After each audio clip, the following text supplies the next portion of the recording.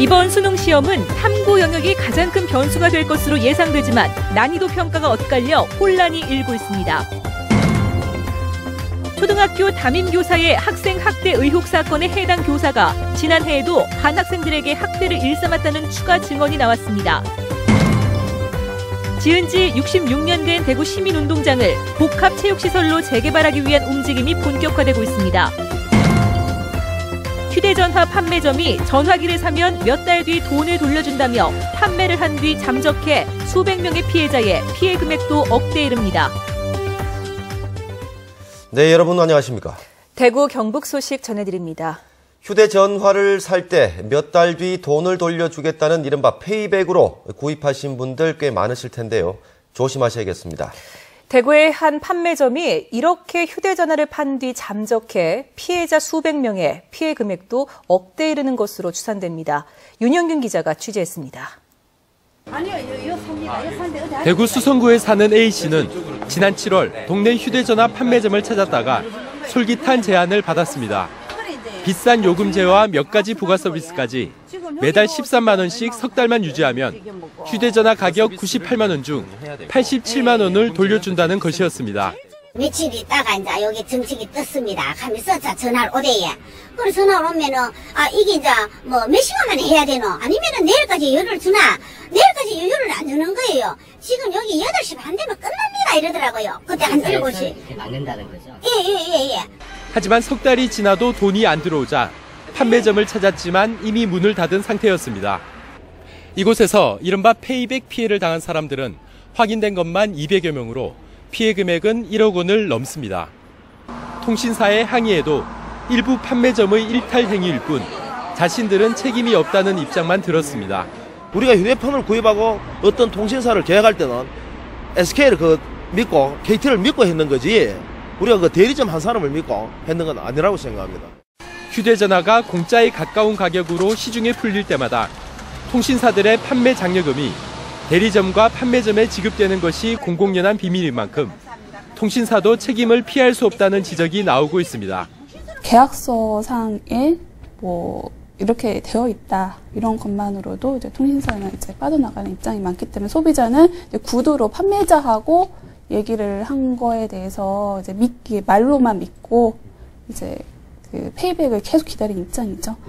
공짜 폰이나 과다한 지원금을 제시하는 판매점은 약속을 어기거나 폐업하는 경우가 많기 때문에 계약 당시 대리점에 연락해 계약 사항을 반드시 확인해야 합니다. 또한 단말기 보조금과 이동통신 보조금을 명확히 구별해서 계약서에 적는 것이 분쟁 해결에 도움이 된다고 소비자 단체는 조언합니다. MBC 뉴스 윤영균입니다. 수능 시험이 끝났지만 당장 내일부터 수시 대학별 고사가 시작됩니다. 탐구 영역이 가장 큰 변수가 될 것으로 예상됩니다만 난이도 평가가 엇갈려 혼란이 일고 있습니다. 보도에 조재한 기자입니다. 최상위권에게는 이번 수능이 실수 하나로 등급이 떨어질 만큼 쉬웠다는 게 전반적인 분석입니다. 반면 중상위권에서는 까다로운 문항이 적지 않았다는 반응도 많습니다. 쉽긴 쉬웠어요. 근데 쉽긴 쉬웠는데 아마도 치는 사람 입장에서는 긴장돼가지고 좀 어렵게 느꼈지 않나 싶기도 하고. 국어와 수학, 영어보다 탐구 영역 난이도가 높아 중상위권에서는 탐구 영역이 큰 변수가 될 전망입니다. 탐구 영역에서는 40점 대 45점 이하가 많이 나온 것 같습니다. 그래서 아마 탐구가 올 수능의 변별력이 될 것 같습니다. 수험생들의 체감 난이도와 입시 관계자들의 분석에 차이가 있다 보니 수험생들은 자신의 위치 파악이 어려워 당장 내일부터 시작될 대학별 고사 참가 여부 결정에 혼란을 겪고 있습니다. 논술을 치러 가야 할지 말아야 할지도 좀 고민이 많이 되고, 그리고 또 정시 좀 이렇게 좀 불안하기도 해서 좀 전략을 좀 잘 짜야 될 것 같아요. 일선 교사들은 모의평가와의 비교로 자신의 위치를 가늠한 뒤 대학별 고사 응시 여부를 결정할 것을 조언합니다. 만일에 예상보다 낮다라면 수시에 남은 기간 이제 며칠 남지 않았습니다. 그래서 대학별 고사 일주일 이내로 전부 다 실시되는데 그 기간 짧은 기간이지만 열심히 준비를 해서 참가하는 것이 바람직하다고 봅니다. 수능 난이도에 대한 평가가 엇갈리면서 수시와 정시 어떤 전형에 집중할지 수험생들의 혼란은 당분간 계속될 것으로 보입니다. MBC 뉴스 조잔입니다.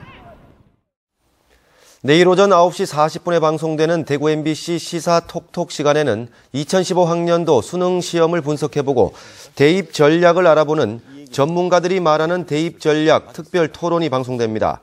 김장중 대구시 진학지도협의 회장, 박재환 대구시 교육청 진학진로지원단장, 윤일현 지성학원 진학지도실장 등 지역 최고의 입시 전문가들이 출연해 수험생과 학부모, 고교 재학생들을 위해 상세한 대입 전략을 알려드립니다. 많은 시청 바랍니다. 대구의 한 초등학교 교사가 학생들을 학대한 혐의로 고발돼 경찰이 수사에 나섰다는 소식 그저께 전해드렸는데요. 그런데 이 교사는 지난해에도 아이들을 학대했다는 증언이 나와 충격을 주고 있습니다. 학교 측은 숨기기에만 급급했습니다. 양관희 기자가 취재했습니다.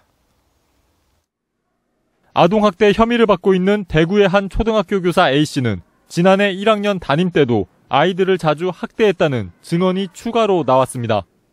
지난해 4월 말을 듣지 않는다며 한 학생을 교실 바닥에서 질질 끌고 다녀 양 손목에 멍이 들었다는 겁니다. 실제로 멍이 들어서 왔으니까 팔목에. 그 사건 이후로 애를 갖다가 완전히 무심하게 방치만 한 거예요. 아무것도 시키지 않고 이런 식으로.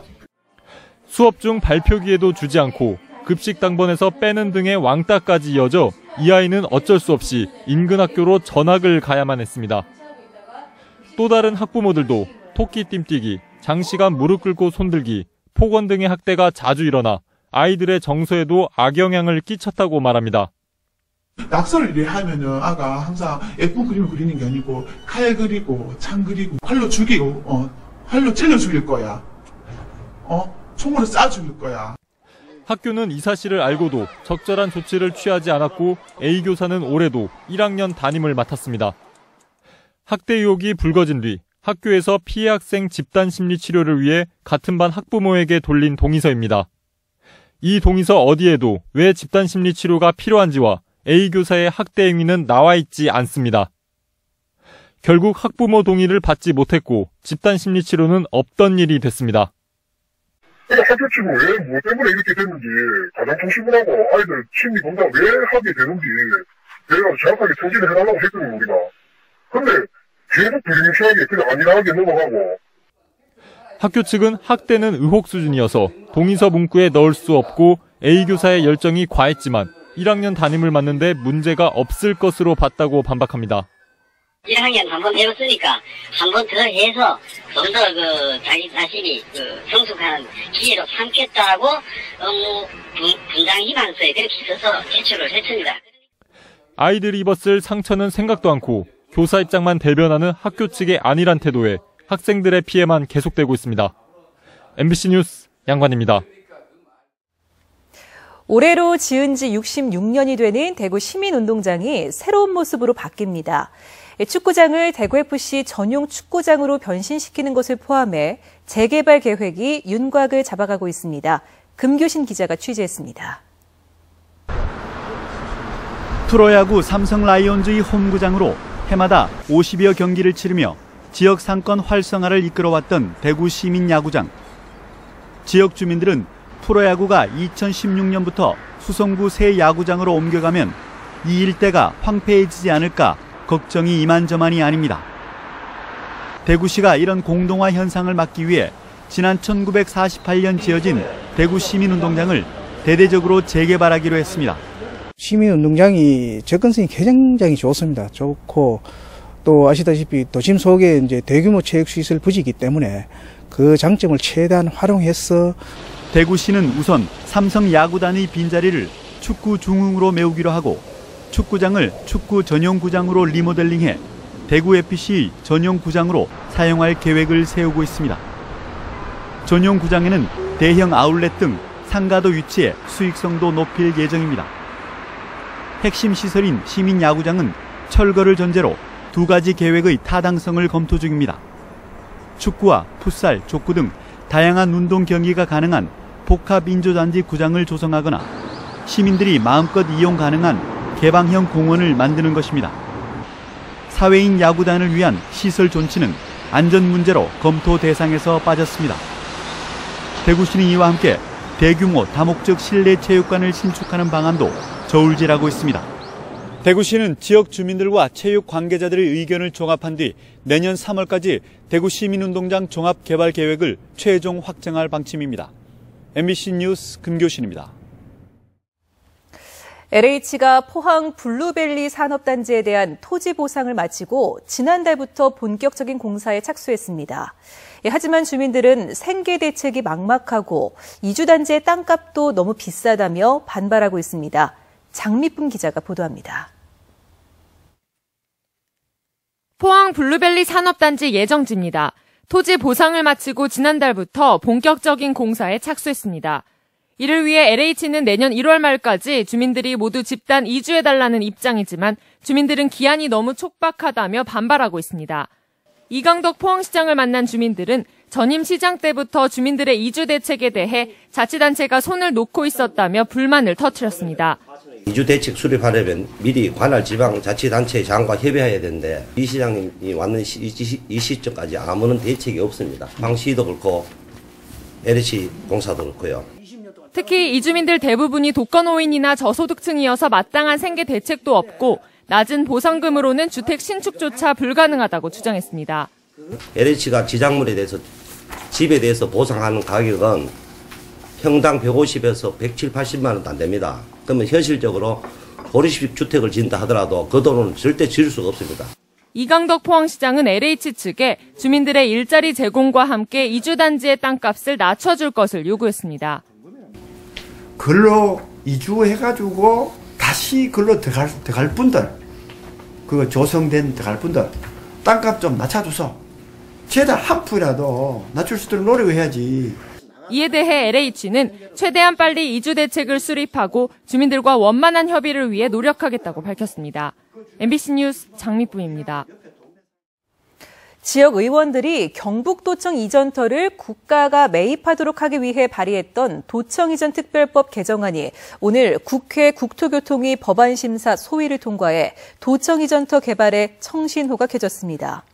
도청 이전 특별법이 앞으로 법사위와 본회의를 통과하면 경상북도는 도청 이전에 따른 막대한 비용을 충당할 수 있고 대구시는 도청 이전터 개발에 박차를 가할 수 있게 됩니다. 요 며칠 아침 기온이 영하로 떨어지면서 때이른 한파가 찾아왔는데요. 겨울이 성큼 다가오면서 농촌과 도시에서 겨울 채비가 한창입니다. 엄지원 기자가 보도합니다. 해발 350m의 산촌마을, 내륙보다 앞선 추위 탓에 들판의 농부는 막바지 가을거지로 분주합니다. 자칫 늦은 수확으로 설이 피해를 입을까 쉴 틈도 없기 때문입니다. 축사도 겨울맞이가 한창입니다. 사방으로 비닐 바람막이를 튼튼하게 설치하고 소 먹이를 쌓아두는 등 자식 같은 소들의 월동 준비를 마쳤습니다. 이렇게 막아줌으로 인해서 병치레도 없고 따뜻한 이제 봄이 오면은 털갈이도 하고 또 털도 윤기가 나고 그래요. 서민들의 겨울 채비에는 시군도 앞장섰습니다.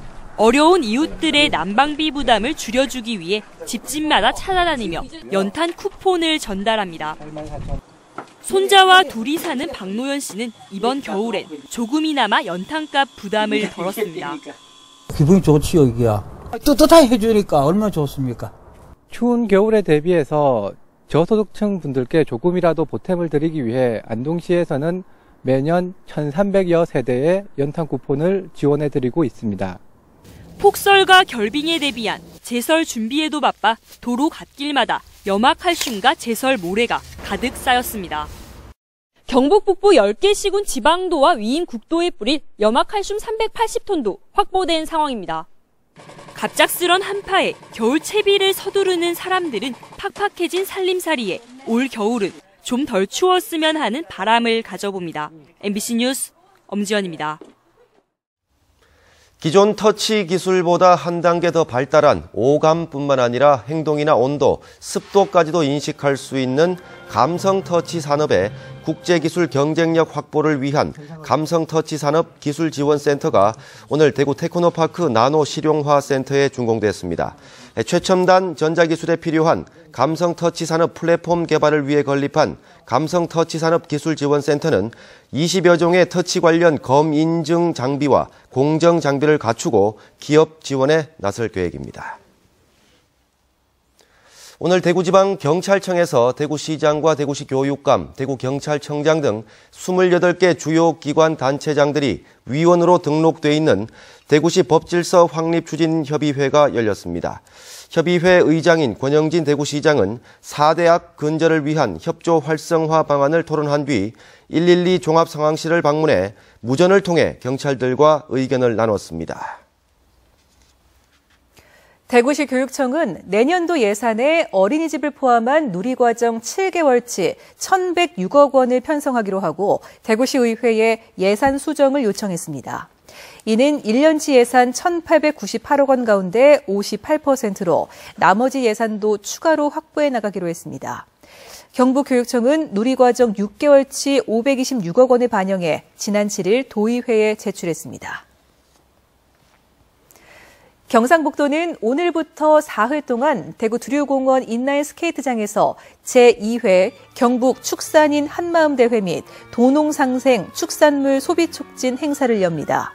이번 한마음대회에는 새로운 축산 관련 기술 정보 교환과 경북 축산 정책의 협조체계 구축, 한우 한돈 직거래 장터 운영, 경매 이벤트 등 다양한 행사가 마련됐습니다. 2014 김장김치 나눔 행사가 이월드 정문 앞 광장에서 펼쳐졌습니다. 이월드는 지역에서 생산된 배추 5천여 포기를 구매해 직원과 봉사자들이 참여한 가운데 김장김치를 담가 대구 시내 저소득층 3천 가구에 나눠주기로 했습니다.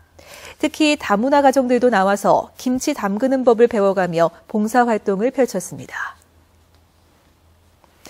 오늘 오전 11시쯤 대구시 동변동의 4차선 도로에서 46살 이모 씨가 몰던 승용차가 중앙선을 넘어 반대편 휴대전화 대리점을 덮쳤습니다. 사고 당시 휴대전화 대리점 안에는 사람이 없어 인명피해는 없었고 운전자 이 씨는 가벼운 부상을 당했습니다. 경찰은 휴대폰 대리점 건너편 마트에 주차를 하던 과정에서 사고가 났다는 운전자의 말을 바탕으로 정확한 사고 경위를 조사하고 있습니다. 오늘 대구지방법원 제11형사부 심리로 열린 결심 공판에서 밀린 월세를 독촉하던 집주인 노부부를 살해한 혐의로 기소된 41살 양모 씨에 대해 검찰이 사형을 구형했습니다. 양 씨는 지난 5월 대구시 중구 한 원룸에서 월세를 받으러 온 집주인 72살 이모 씨와 말다툼을 벌이다 이 씨를 목 졸라 숨지게 한 뒤 이 씨의 남편 75살 이모 씨도 흉기로 살해한 혐의를 받고 있습니다. 대구지방 고용노동청 포항지청은 근로자 81명의 임금과 퇴직금 10억여 원을 체불한 사업주 44살 손모 씨를 구속했습니다. 영덕의 한 병원 이사장으로 일하던 손 씨는 지난 5월부터 5개월 동안 임금과 퇴직금 10억여 원을 지급하지 않은 채 건강보험공단 진료비를 빼돌리고 사업장 양도를 시도하는 등 고의로 임금을 주지 않은 혐의를 받고 있습니다. 원자력안전위원회는 어제 경주 방패장의 중저준위 방사성 폐기물 운영을 논의했지만 결론을 내지 못하고 다음 달 둘째 주 다시 회의를 열기로 했습니다. 한편 환경운동연합은 원자력안전기술원이 최원식 국회의원에게 제출한 자료에 따르면 경주 방패장의 방사성 물질은 미량이긴 하지만 폐쇄 후 20여 년 만에 유출되는 것으로 확인됐다며 이는 그동안 지적된 잘못된 부지 선정을 단적으로 증명한다고 주장했습니다. 절에 찾아가 불상을 부순 40대 무당이 경찰에 잡혔습니다. 대구 동부경찰서는 어제 저녁 7시 반쯤 대구시 동구의 한 절에 찾아가 불상과 가재도구 등을 파손한 혐의로 무당 46살 김모 여인을 불구속 입건했습니다. 대구 경북 소식이었습니다.